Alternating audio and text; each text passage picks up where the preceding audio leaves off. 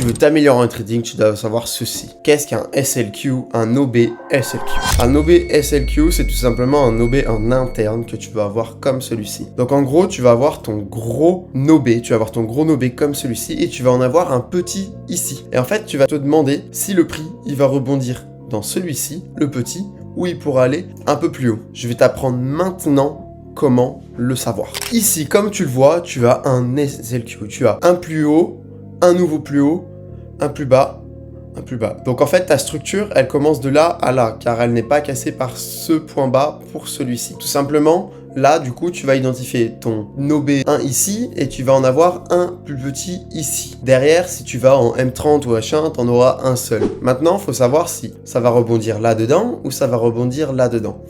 Tu as plusieurs options pour le savoir. Déjà, aller en plus petit time frame pour savoir où est-ce que ça rebondit ici, si il y a potentiellement un breaker ou autre, ou également où est-ce qu'allait le prix chercher en bas. Dans ce cas-là, tu peux voir que le prix a rebondi sur celui-ci. Pourquoi? Déjà, il n'a rebondi sur rien à partir d'ici. Maintenant, il n'est pas allé chercher quelque chose d'en bas et il n'est pas allé super bas. C'est bien à retenir. Il n'est pas allé super bas, il n'a rebondi dans rien. Donc, tu avais une probabilité énorme qu'il rebondisse sur le premier. Dans ce cas-là, tu peux voir qu'il a rebondi dans la deuxième. Tout simplement que je t'ai dit, dans la plupart du temps, s'il va loin, il ira sûrement dans la deuxième parce que c'est une liquidité en LTF. Derrière, il va sûrement avoir en M5 un OB non-mitigate dans cette zone. Tu peux voir que là, il a touché l'OB, mais un touch et il est parti directement. Et juste en dessous, qu'est-ce qu'il allait chercher? Il a rebondi sur quelque chose. Ici, tu peux voir que c'est rien en 15 minutes, mais si on va en 5 minutes, c'est carrément une prise de liquidité qui a été sweep une fois et deux fois. Donc, tu peux dire que ça, c'était